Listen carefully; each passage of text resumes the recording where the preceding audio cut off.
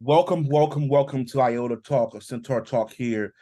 It is an absolute honor and privilege today that we are able to have this interview between myself, Brother Donald Broussard Jr., and Brother Dominique Montgomery with the Democratic nominee for governor of Louisiana, Mr. Shawn Wilson. Thank you for the opportunity and the time to interview with you today, sir. Well, thank you for having me, and I do look forward to our discussion. And I appreciate Iota Phi Theta for expressing an interest in Louisiana's political landscape and giving a venue such as this to the candidates to express themselves and talk about their campaign platforms and why they should be the next governor, of which I think I am the best candidate for that. Thank you for that. Thank you for that. We'll get directly into it. I want to respect your time. Very first thing, for all of the young men and young women and everyone throughout Louisiana who'll be watching this podcast, please tell us a bit about you, your background, so on and so forth, so they can feel familiar with Shawn Wilson. Sure. I'm a native of New Orleans, born and raised in Algiers, a proud product of the public school system. For those that may be familiar with that, I grew up in Algiers and went to McDonald 32, went to Edna Carr, as well as O'Perry Walker. And student leadership has always been a part of my lifestyle. I was a student council president, and as early as the third grade, had my first campaign competition. And it followed me all throughout my life, always being engaged in leadership opportunities. I actually served as student council president for high school in the class of 1987 at O'Perry Walker. And that came to me after having volunteered across a hospital called Edward A. Bear Hospital for 3 summers, where I had a record number of volunteer hours before the hospital closed its doors and became another facility. That level of service followed me all the way through college. Got to the University of Southwestern Louisiana, now the University of Louisiana in Lafayette, where I was pursuing a nursing degree. And it ultimately changed my major as a result of life experiences. Thought I'd marry a nurse, did not marry a nurse, married an educator. We both started in nursing, actually. When I look at my college career, having been a residence hall counselor, student organization activist, as well as a student council, student government vice president, and student government president, I realized the importance of service and applying that not just to my university community, but to communities all across Lafayette where I was living. And so I did lots of community engagement work with United Way, and I was a 10-year mentor with Big Brothers Big Sisters, served as president of my fraternity as a member of the Divine Nine. I was a member and chapter president of the Zeta Xi chapter of Alpha Phi Alpha fraternity, and very much enjoyed those experiences. And over the course of my career, got to be district director, or the equivalent of the state president, as well as a national officer or chapter leader and national committee chairman within the fraternity. When I graduated, I started working for the city of Lafayette in the planning department. Went on and got a master's degree in public administration as I moved into state government, working with the Louisiana Surf Commission. And then I also ended up completing a PhD.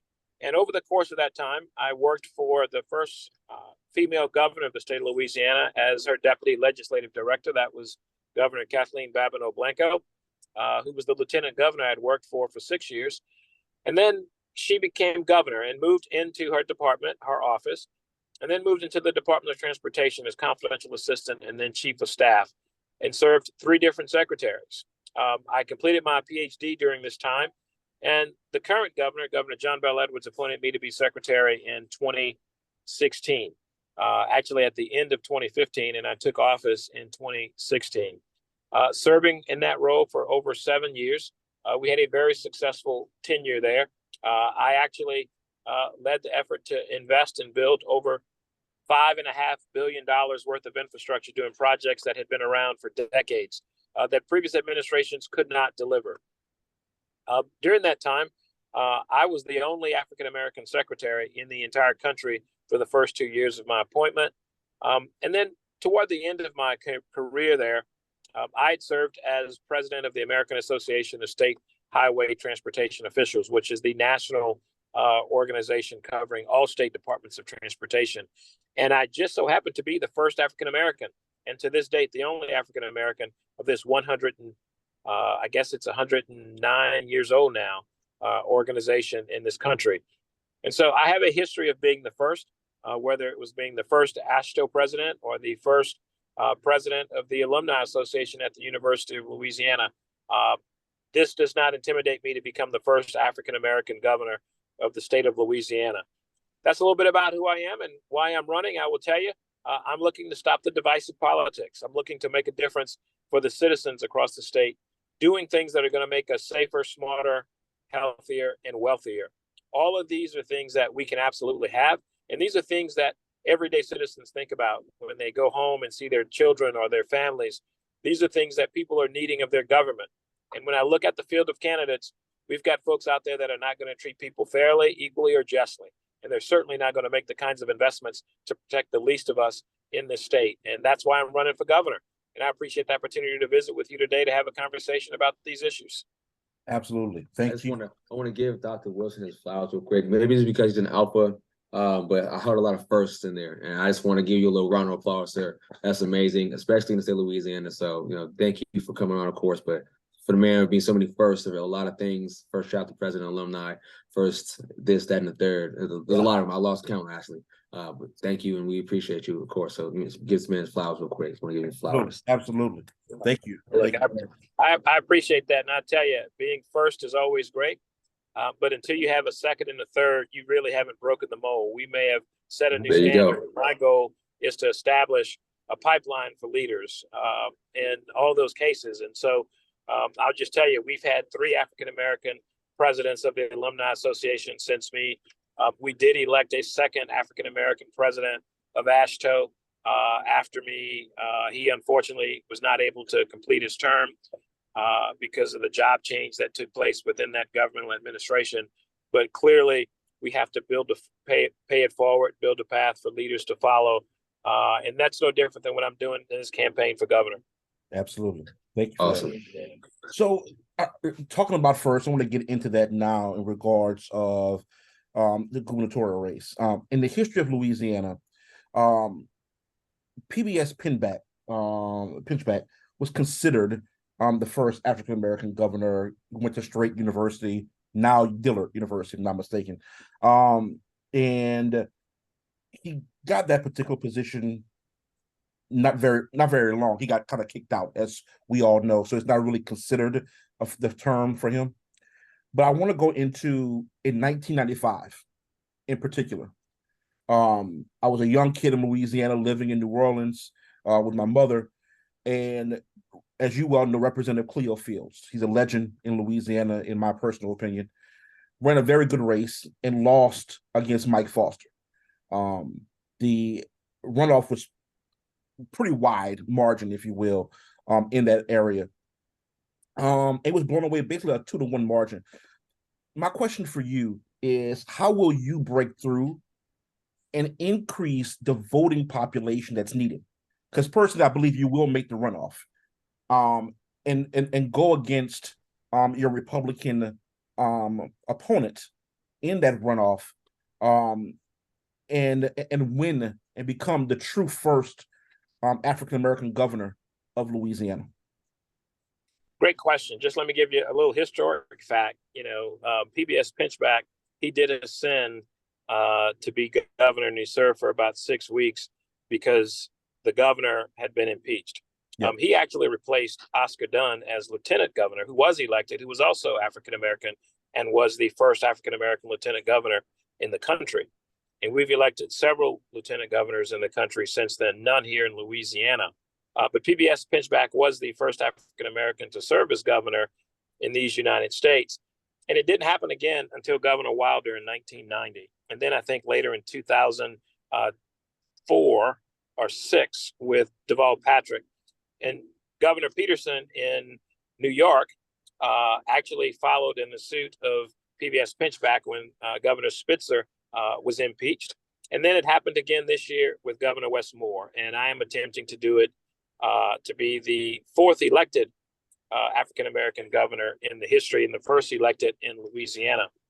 And the way that's going to happen is we have to be realistic of what the electorate looks like. While we have a larger number of Democrats in Louisiana, roughly about 39%, 32.5%, 33% of that's African-American, but there are 32% Republicans in our state. And a percentage of that's African-American, a very small percentage. And then the rest are all independents and no party. No one can become governor in the state of Louisiana exclusively with just their party. But if the number of African-American and registered Democrats votes, we win. It's simple as that. If we can actually turn out the vote, we can win. But that's not practical and it's not realistic. What is realistic and what is practical is to collect a percentage of white votes, a percentage of moderate votes, and a percentage of Republican votes who might not be moderate, but may not be accepting of the alternative Republican candidate. And so I am a candidate that is very much a moderate compared to the distant, disconnected, and extreme Republican Jeff Landry. And I think they're going to be Republicans who are going to look at the two of us to say, wait a minute, here's someone with a PhD in public policy and a master's in public administration. And the only distinguishable difference will be my skin tone. But you will see qualifications. You will see commitment. You'll see service in someone who's worked with Republicans and Democratic administrations, always with executive leadership, always with transparency, integrity, and delivering results. And so my challenge is to turn out as many Democratic votes as possible and to attract a percentage of those votes that are not within that Democratic Party, regardless of their race. And that is what we attempt to do and what we are aiming to do. My whole career, for the most part, has been about breaking barriers and building bridges, not just literally building bridges, but figuratively building bridges. And I think it's absolutely doable. Go back and look at my tenure as secretary, where we had a very conservative House and Senate with a transportation committee that was primarily Republican and very conservative. And we had a very successful 7.5 years making history in what we've been able to do because we work together. The same thing can happen as governor. And I believe that there are moderates in this state, people who care more about accomplishments and results than they do about divisiveness and partisan politics. Piggyback on that for a second. Last night I was watching the gubernatorial debate on PBS, and I noticed the elephant in the room wasn't there, if you will. I think you know what I'm talking about in regards of Jeff Landry. In your opinion, in your viewpoint, I believe it will be you and Jeff Landry at the end of the day. However, why do you believe Jeff Landry decided to skip out on this pivotal debate, knowing that the early vote starts technically soon, like now? Well, I think Jeff understands that you can't hide behind consultants. You can't hide behind lies and innuendos and untruths in a debate. You actually have to stand on principles and present yourself accordingly. I think Jeff understood after the first debate, where he stood right next to me, you could see a distinguishable difference in the substance and in the thoughtfulness of the policy and the politics. And I think they're very afraid of him saying exactly what he wants to say. His policies are extreme. He has been very intentional on what he thinks about our criminal justice system, looking to bring back the firing squad, looking to incarcerate more people. He's been very intentional about being against minimum wage. He's been very intentional about destroying the public school system. And he attempted to sue the state 6 times to remove the Medicaid expansion. He actually believes the Medicaid expansion has contributed to the opioid epidemic. And so I think when you put him in a situation where he can only rely on himself and his own thoughts, they're very much afraid of what that's going to look like and how people will respond to that when they hear who he really is. He spent the first half of his term suing the state of Louisiana over the Medicaid expansion, and he just sent out a mailer saying, I'm going to maintain the Medicaid expansion. What makes any citizen, particularly those 500,000 people that have benefits because of John Bell Edwards and the fact that we won those different lawsuits, what makes anyone think seriously that this guy who has came on destroying Medicaid and taking it away is now going to affix his hand on an executive order and get it done? I don't believe it. He can't be trusted. I've always said in this campaign, when people show you who they are, believe them. When they tell you who they are, take them at their word. Right. And I just know when I look at what he's done, the things he said, the way he's prosecuted his position, that crime as the chief law enforcement officer in the state of Louisiana has skyrocketed. While he is not singularly responsible, he was charged with leading that effort.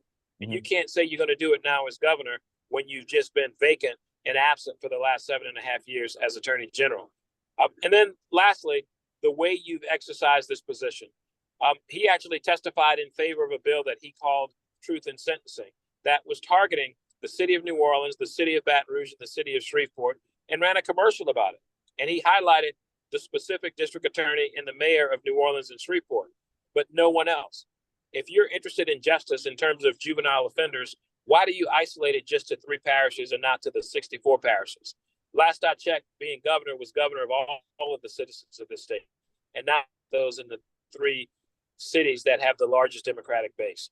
Those are things that ought to concern every citizen, particularly parents, particularly folks of different levels of income, particularly folks who work in libraries. We've made an attack on libraries and an attack on tenure and an attack on freedom of speech and tenure. These are things that our country was based on. This is not a way that Americans go about encroaching on freedoms and those freedoms. That's what makes you unique as an American democracy. Brother Montgomery, get a question? I do. So speaking back on the politics of Louisiana, specifically people, we're talking about a states or a country really that is about 65 to 75% male. Excuse me, to the back. Women statistically on average make about 65 to 75% to the dollar compared to white male counterparts. Black men make about 75 to 85 to the dollar compared to those same counterparts. So within your state, Louisiana, which has felt a little harder, as governor, what would you do to rectify that situation specifically? Well, I absolutely support equal pay legislation. I think that is the only way to bring about equity in terms of resources and fairness. A little sunshine goes a long way to disinfect a lot of things. And the more we highlight and focus and bring attention to those disparities, clearly folks ought to think more differently about the state they live in and how they want to attract businesses. If we want to stop the brain drain, remember, the brain drain is something that we've always talked about. It's nothing new, but the brain drain affects everyone. And one of the reasons that people will leave is because for good wages. They're leaving for opportunities to make a better living. And in some cases, if there's a huge pay disparity, whether you're females, whether you're people of color, whether you're males, if there's a pay disparity, you're going to leave to go to a state where that disparity does not exist. And that's contributing to the brain drain. Let's be thoughtful and sincere about this policy and the issues at hand. Let's call it like we see it. That's running people away from Louisiana. And if we really care about it, we have to invoke some discipline. So I do support equal pay. I do support transparency, particularly for state government. Clearly, the private sector has protections, and I will always accept and respect those privacy issues. But we can't have standards of fairness and justice in our state. Equal days work should get an equal day's pay. Anything less than that is unjust and unfair. Absolutely. Thanks, sir. Thank you.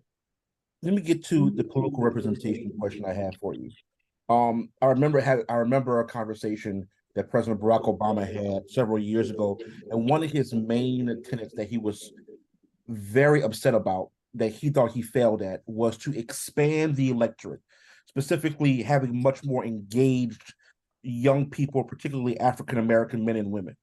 We're kind of seeing a bit of a decline, not much, but a bit of a decline, specifically in Louisiana. Here, knowing that it's important to get the young people involved, specifically African Americans in Louisiana. If you are elected governor of this great state of Louisiana, what would be your plan to enlarge this huge gap that's out there in regards to political participation within minority communities and expand that electorate within Louisiana specifically? So expanding the electorate is everybody's responsibility. It can't solely be that of a governor. And the more we deal with issues that affect everyday lives, the better off we'll be at getting people engaged. When they see that their health benefits are at stake, when they see that the economy we have and the type of healthcare system we have and the educational systems we have can be improved, folks will invest more heavily in that, will have a stake.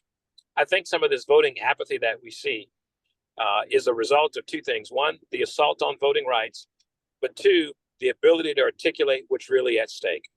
And as constituents, we have to be much more consumption focused on these issues at hand. And as elected officials, we have to be much more proactive at least bringing it to people's awareness what's at stake. Most citizens don't pay attention to when we debate budgets. They don't pay attention to when we pass laws. But just take crime, for example. The fact that neighborhoods will clearly invest in Ring doorbells to have some level of connectivity and visualization, but civil liberties folks bark when the state decides to put up cameras to provide protections for that same neighborhood. We've got to be thoughtful about that to say, if you want to address crime, is it more important that we agree on the process and the fairness of that? Or is it more important that we really address crime? Clearly, I think we have to be more thoughtful at treating the problem and not the symptom. And that's just an example of the levels of communication that people might have or engagement that they might have with government. And then I'll also tell you, social media has created such a vacuum for us that people have isolated themselves into echo chambers where they tend to socialize and gravitate to people who have the same ideas and the same thoughts and the same political positions and ideologies, and they continue to speak to each other and get more enthused about that. We have to be more open about talking to people that have different opinions than we do. That's how you ensure you have a bipartisan approach.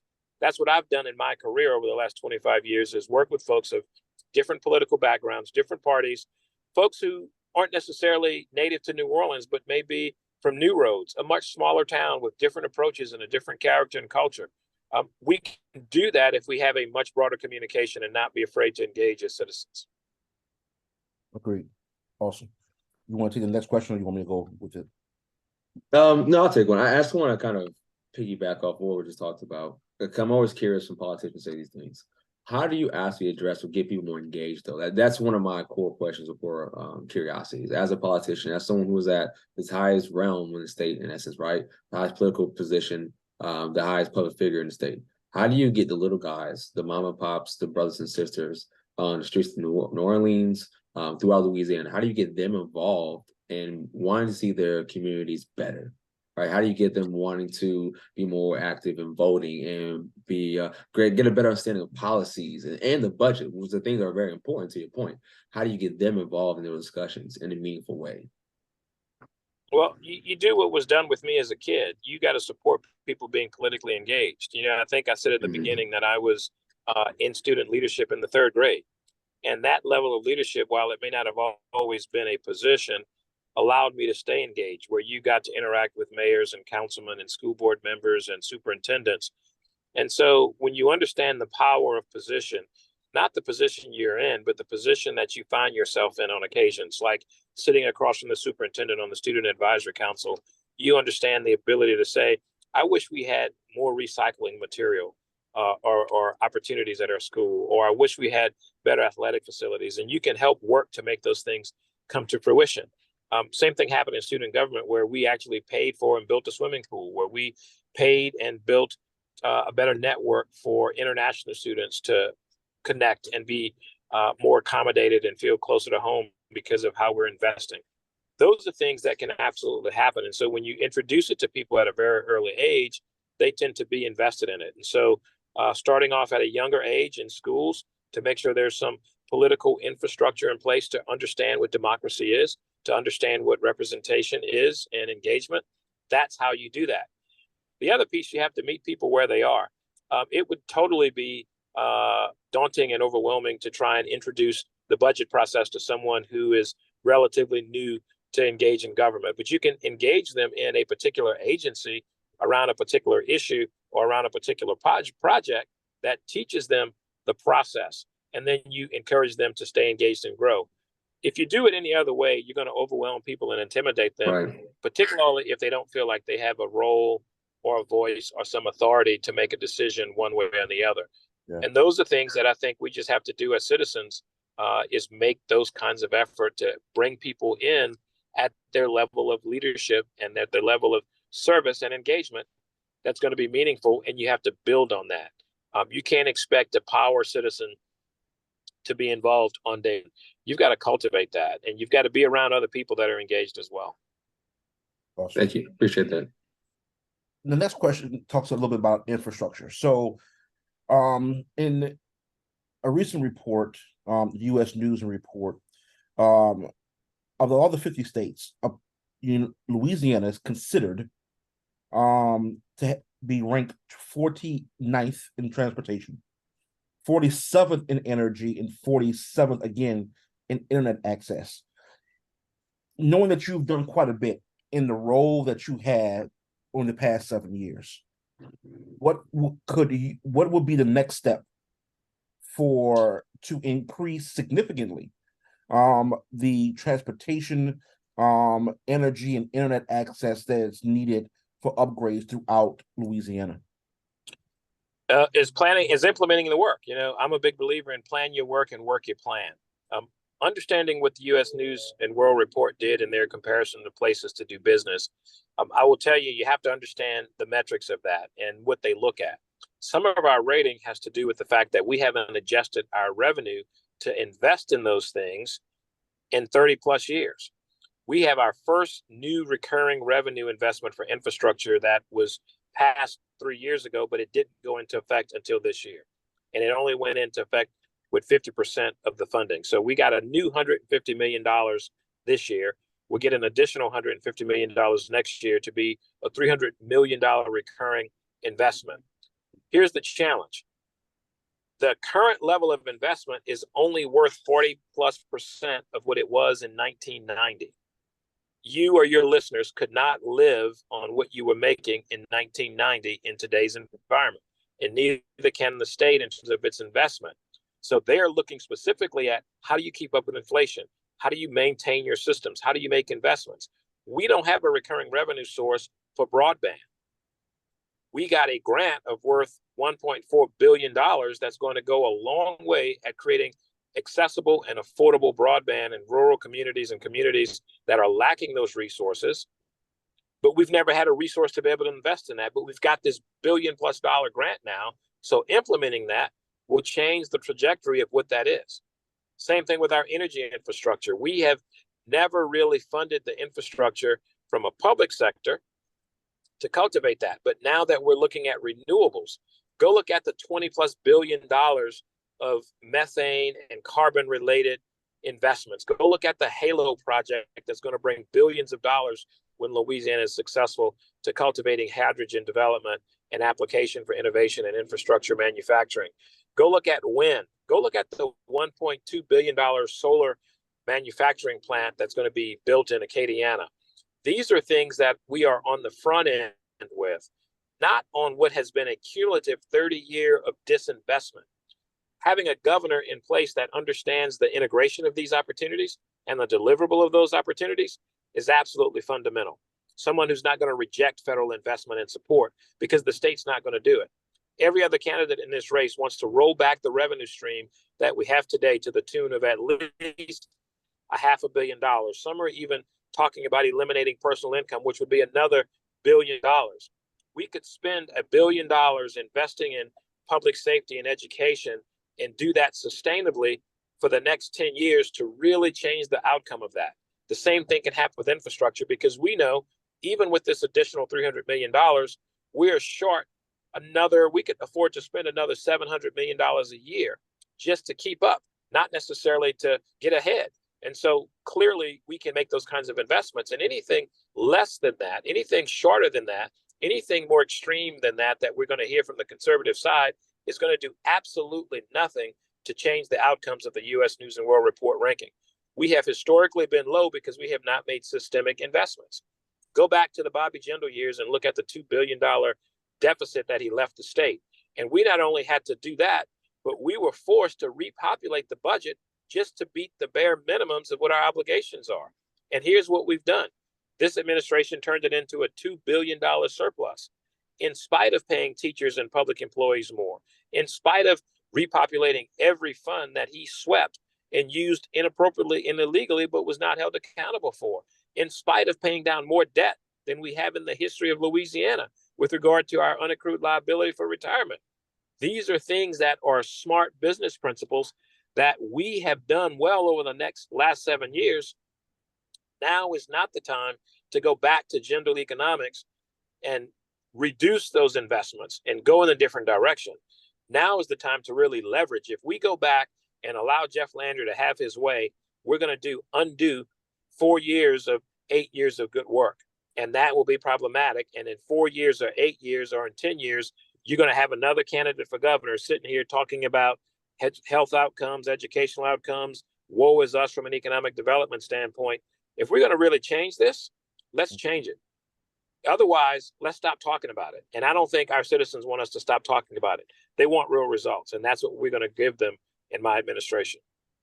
Real quick follow-up on that. You're going to get a lot of pushback as governor in the House and the Senate, specifically in regards of renewable energy. You have a lot of individuals within Congress of Louisiana that has that slogan, drill, baby, drill, is basically tattooed all over their bodies.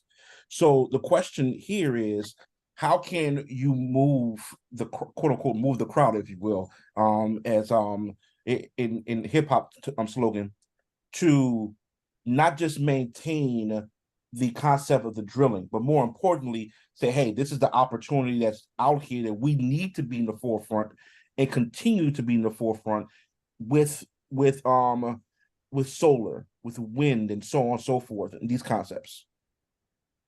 Well, let me just tell you, oil and gas put food on the table and clothes on my back as a kid. My dad worked in that business. And so clearly it's going to be here for decades to come in different forms and deliverables. I just left a plant here in Louisiana during a plant tour where we saw the value of what they're manufacturing, but we saw the utility in so many other pieces of life. When you look at what's happening with the world of plastics and PVC and how critical that is, what goes into rubber and vinyl, all of these are feedstock materials that are going to be here to stay. The way you get across the line with those who are drill, baby, drill is saying, I'm not telling you not to drill. What I'm telling you is let's drill more responsibly. Let's diversify our economy. And guess who's pushing the energy revolution that you see happening in Louisiana? The same companies that are drilling and babying and drilling. Those are the companies that are doing the carbon sequestration. Those are the companies that are remanufacturing and retooling their plants. Those are the companies that are saying, I can make money if I use some of my equipment and materials in a more renewable space and diversify the market. That is good business. Go look at Economics 101.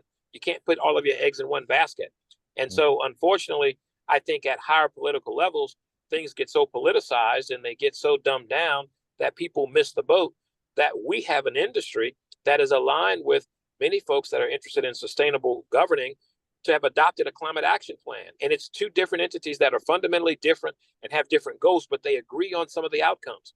Our environmental community wants us to do a better job with greenhouse gases and carbon emissions. The oil and gas industry wants to do a better job with those greenhouse gas and carbon emissions in a way that's going to help foster their bottom line. There's nothing wrong with that if we're achieving the goal for different reasons, but it's the same goal.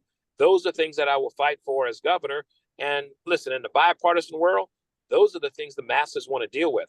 The people that I'll be working with in the House and the Senate understand what it is to have a job. They have to deliver a balanced budget every year. They have to go home and face the legislature or face their citizens based on what they did in the legislature every session. And so they're going to be committed, I believe, to finding common ground and solutions that are going to benefit their everyday citizens back at home, and not necessarily a national debate and argument to talk about these issues. Brother Montgomery? Nice. Yeah, and so Dr. Wilson, sorry to keep jumping from topic to topic, but I'm kind of curious in this next one. I'm a firm believer that any elected official is not just responsible to the people that elected them, but to everyone in your situation, everyone in the state, right? You got responsibility to everyone who lives in the state of Louisiana, whether they gave you a vote or not. In a state that runs pretty red, how do you, as a elected official, balance protecting women in this situation who are pro-abortion, looking for support in that space, with those who are vehemently against the idea itself?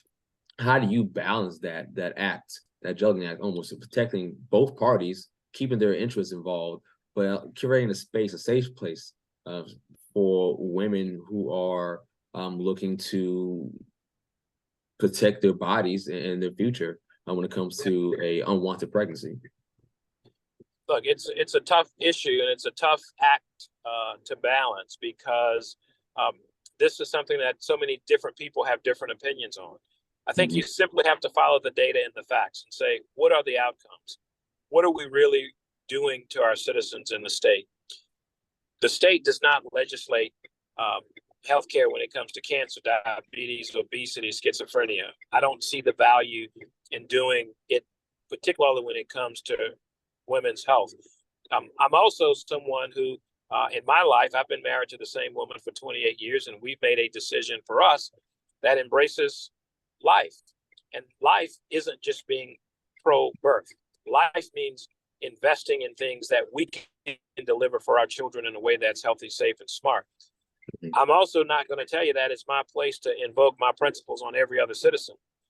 The citizens should be able to make those decisions for themselves when it comes to your health care, your education, your personal preferences in terms of lifestyle, as well as career choices. All of those are things that individuals can make. And I am someone who is moderate on just about every issue. And we make decisions for me and my family. And I think I need to respect you and your family to make those decisions. And that's what we're going to advocate for. I believe the masses of people in Louisiana support things like exceptions for rape, incest, and the life of the mother, finding common sense solutions. Every other candidate in this race is opposed to exceptions and like the way things are in terms of the trigger laws that are on the books. And if it's killing our women, that is a problem. That is a fundamental problem. In rural communities all across the state, people don't have access to healthcare or to make the kinds of decisions that are going to protect them. And so as a governor, I am committed to protecting all of our citizens. And that's what we will do every day of my administration. Piggyback on that for a second. I'm sorry, brother Montgomery. You brought up the trigger ban, and I appreciate you bringing that up. So in 2022, Louisiana enacted this trigger ban after the Dobbs decision. So my question for you is this: I don't want to assume anything, and I'm not going to. One, do you agree with what Louisiana Congress did in the trigger ban concept? And two, while your personal beliefs and what you just said, I'm with you 100% on it. How can we get the message? How can people get the message within Congress that this trigger ban can literally harm, hurt, and possibly even kill young women out there today in Louisiana? So what I would tell you to answer that question is I respect Congress and their decision-making authority. And as governor, I cannot singularly influence or change the outcome of that. Right. What we can only do is pass laws that affect our citizens. And what Congress did in the Supreme Court is they relegated those decisions to the state. And so this is a discussion and a decision that's going to be made at the legislature. And we will have to work in a bipartisan fashion to find solutions to satisfy our electorate. And our electorate is going to be chosen by the citizens of this state, where they have an opportunity to retain individuals who have taken positions and elect people who have taken positions either similarly or different than what they are. And so we always, in every discussion and every issue, have to understand the role and the scope of the position that we're holding and or seeking. And I am not interested in running for president. I am not interested in dictating what 435 people are going to do in Congress. I'm interested in what the legislature in this state are going to do for the citizens of Louisiana. Okay. All right. Good answer. Good answer. Yeah. You sound like you do well in politics, Dr. Wilson. You sound you're doing well with that. I appreciate that. I think it's the truth. It is what it is. I'm not deviating anything or changing it from what I've said as a citizen or as the secretary over the course of my life and career. Right. Appreciate the honesty. Thank you. I have a major question, but before I get to that major question, this kind of was setting on me for a little bit. Throughout yesterday, or last night debate, and even the first debate, Mr. Lundy really attacked you because he knows there's certain words in Louisiana and in the atmosphere here that if you're called quote unquote too liberal, you are dropped down several pegs because of he trying to reach out more, as you said, to the expanded electorate there. What's the purpose of these attacks that's placed upon you during this race? Well, listen, let's not forget this is politics, right? Right. And is the antithesis of governing. I'm interested in governing. I don't like the politics of it.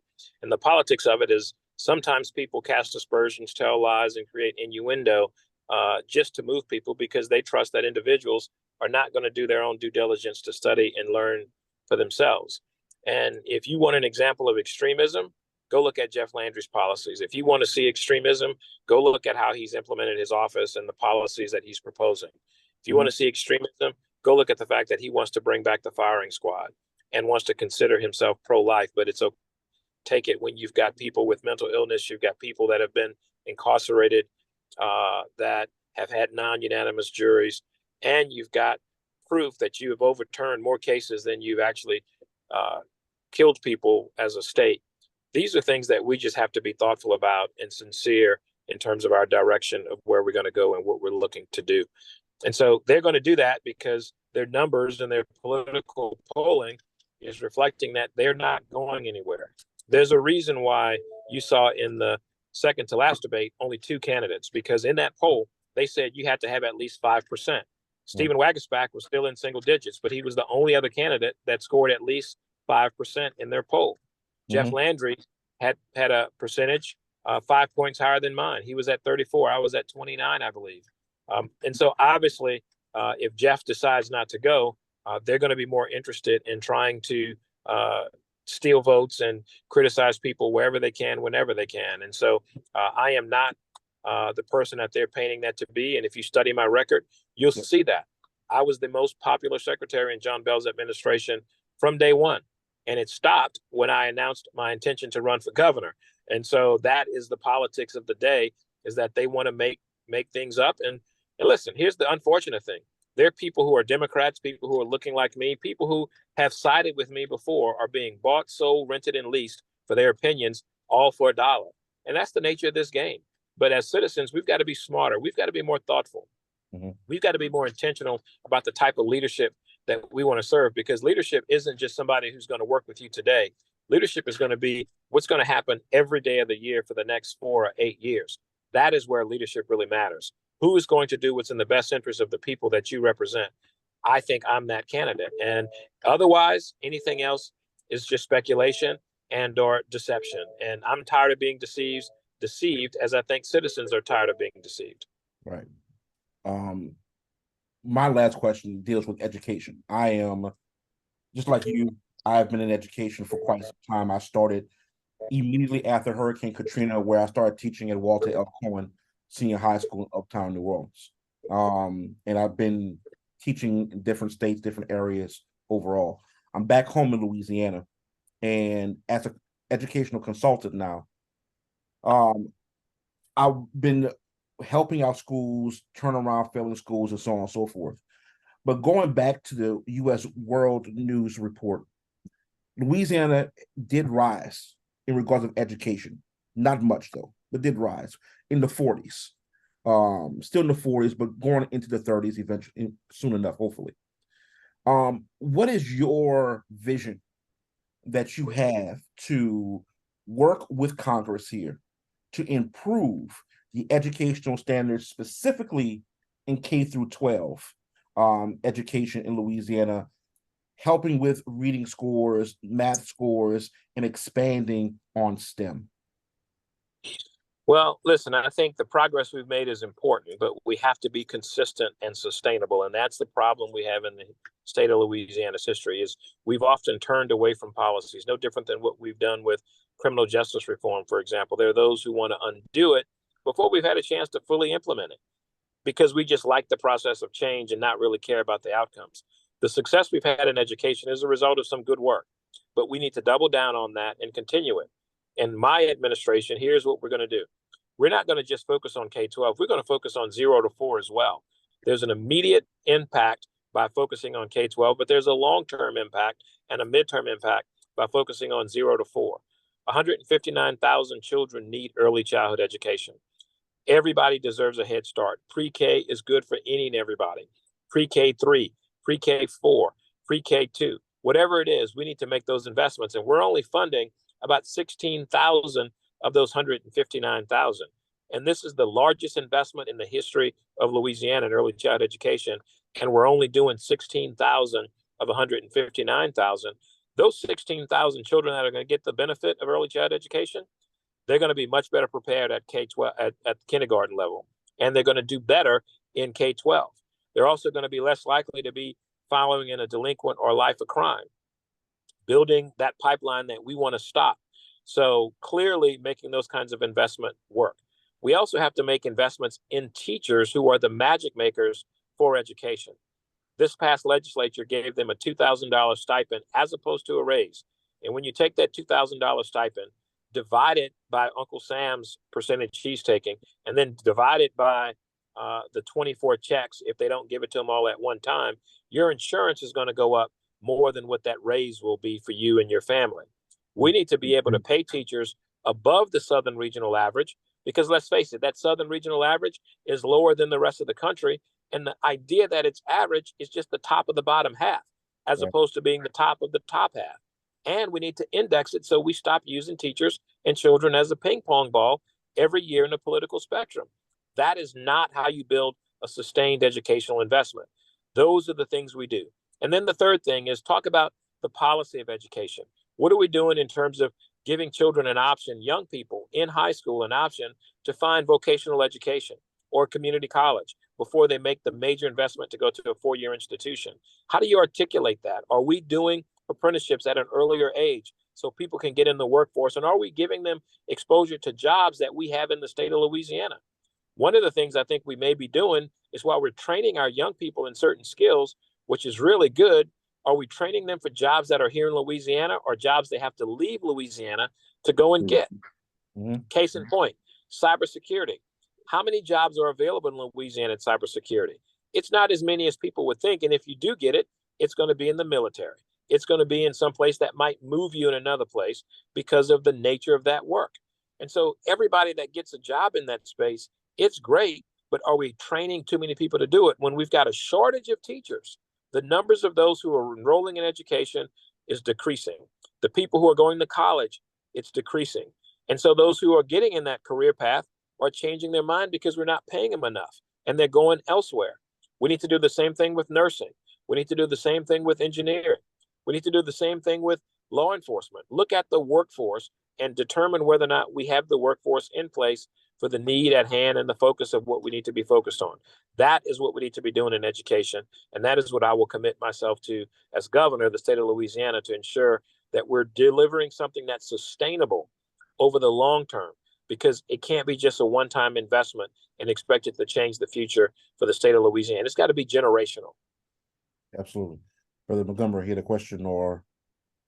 I think that's great right there. I think we can wrap it up, Dr. Wilson. I really want to thank you for your time.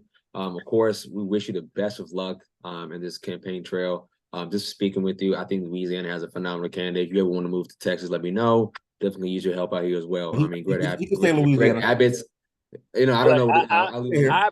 I appreciate the offer. You're the second person today to try to recruit me to be a part of that. I was speaking to the United Steelworkers today, and a gentleman stood up from Arkansas, and he says, listen, I don't have a question. I just have a comment. If they don't want you here, please come on over to Arkansas. And so I appreciate that. This is my passion. This is my service. For 25 years, this has been my ministry. Yeah. I could have been Secretary of Transportation in 3 other states. I could have been in the corporate world. This is where I want to be. This is where my grandchildren are. This is where there are people who have contributed to me being the man that I am today, and I want to pay it back to them. And that's why I'm running to be governor of this great state. Visit us online at wilsonforla.com. It's an opportunity for you and your brotherhood and those who are paying attention to this podcast to make a ministry happen for you. Be a part of this leadership movement. Sign up to volunteer. Sign up to donate. Sign up to pass on the message and spread the word of Wilson for Louisiana. Help make history, because this is not going to just change the trajectory of Louisiana. This will change America if we get it done right. And I'm committed to doing that as governor for the state of Louisiana. Awesome. Thank you. Brother Iota, you heard it live. Southern Regions here again. We're so happy to have you, Wilson. Dr. Wilson, excuse me, sir. But this has been a phenomenal one, Brother Broussard. Thank you for setting this up. Of course, man. It was To my say honor. Louisiana, it's amazing, amazing, amazing. It's definitely my So, honor and my privilege. And on a personal note, I know Kathleen Babineau Blanco, family friend. She was there when my grandmother passed away, when my grandfather was passed away as well. She's like one of the most amazing women ever that I've ever met in my life. I was so happy to volunteer for her when I moved back home to Louisiana. I know for a fact, even though she's not here physically, spirit wise, I can see her in you. Yeah. And I know she's smiling down on you and everyone that she's impacted, like my family, like myself. But thank you for this opportunity again, and I couldn't be any happier, any blessed, as Brother Montgomery said, to have you here. So thank you so much for that. Well, listen, thank you. The Blancos have been very instrumental in my life and are a big part of the success I've had, both her and Coach. So I really do appreciate that, and I will share it with her children. Her daughter's running for parish president in Lafayette, Monique, and so I will absolutely share that with her. And I know they are smiling with great pride for not only their children but for me and others who have been influential or in the lives of so many that were influenced by them.